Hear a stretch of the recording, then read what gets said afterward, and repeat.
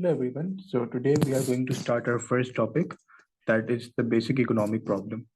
So as you can see, as I mentioned earlier, there were 14 chapters which we will be going through to cover our microeconomics part. So these are the chapters: basic economic problem, allocation of resources, demand and supply, price elasticity of demand and supply, market failure, money, labor markets, trade unions, income and expenditure, but business organization, production, cost revenues, perfect competition and monopoly, and business growth. So these are the 14 chapters for which we will be first doing our first chapter, that is the basic economic problem. So if you look at the basic economic problem, so what is exactly the basic economic problem? So to summarize everything, basic economic problem in a very simple definition is called, the basic economic problem is called the scarcity. So now what is scarcity? Scarcity means that the resources which are used are limited and the wants which we have are unlimited. This means that today if you want to buy a luxury car, you are unable to buy that, is because you have limited resources. So for firms, this can happen when they want to produce many things. They might want to produce, let's say, 1,000 chairs, and they are unable to produce them because you do not have enough materials, they do not have enough labor, they cannot afford to buy enough labor. So that is why we can say that the resources are limited. That's why anyone or any individual, any government, or any firm cannot produce the amount they might want. So this leads to scarcity. So we can say that scarcity means a situation where the wants are unlimited and resources by which we are able to produce, we are able to help to get those wants are very limited. Okay, so now we have to cover the types of goods. So any economic good is all those goods which are limited in supply because they require the limited resources to produce. So free goods, on the other hand, there are free goods. Free goods are those which are unlimited in supply, and these are mostly nature gifted, for example, air, sea, and rainwater. Okay, so now let's discuss the private sector and the public sector. Private sector are those industries, those firms which are run by the individuals and firms, whereas public sectors are those firms and those organizations which are run by government. We can now see that governments and firms can both produce and consume goods and services. So as I mentioned earlier, any individual, any firm or government can face scarcity, and scarcity itself is the basic economic problem. Now let's come to the goods and services.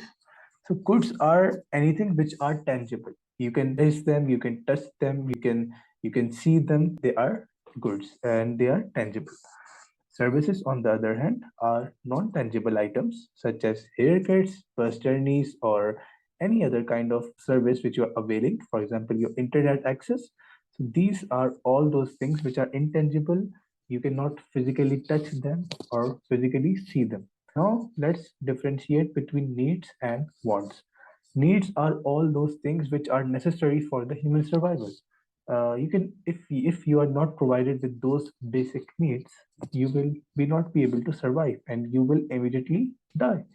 These needs include nutritional food, clean water, shelter, protection. And to summarize, we can also say that food, water, and shelter are those things which can be considered as need because need them for survival.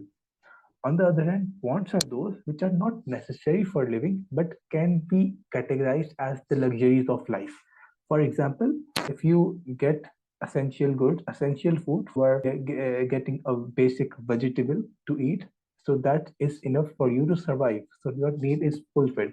But now you say, I want to go for a hamburger, I want to eat pizza. So and you want to go to any restaurant for that, so that would be your want because you do not need that to survive. So that means uh, you are actually not needing that for your survival. Instead, it is just your want which are additional. Okay, So now it is saying that an individual's wants or desires tend to be unlimited, as most people are really satisfied with what they have and are always striving for more. Wants are a matter of personal choice and human nature. Okay, so everyone have different wants, and they can depend on individual preferences.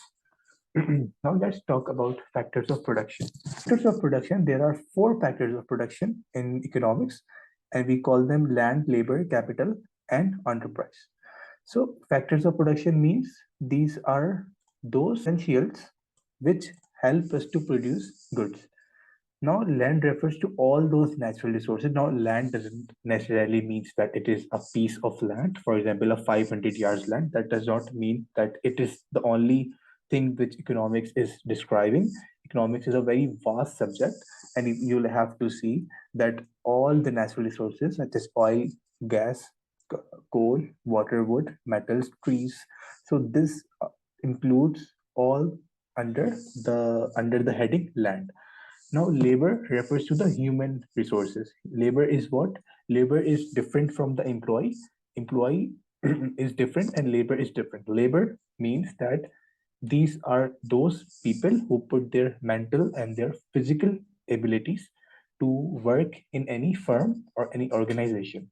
They are called labor. Capital includes those goods which help to produce other goods or are directly or indirectly involved in the production process. For example, machinery, tools, equipment, and vehicles.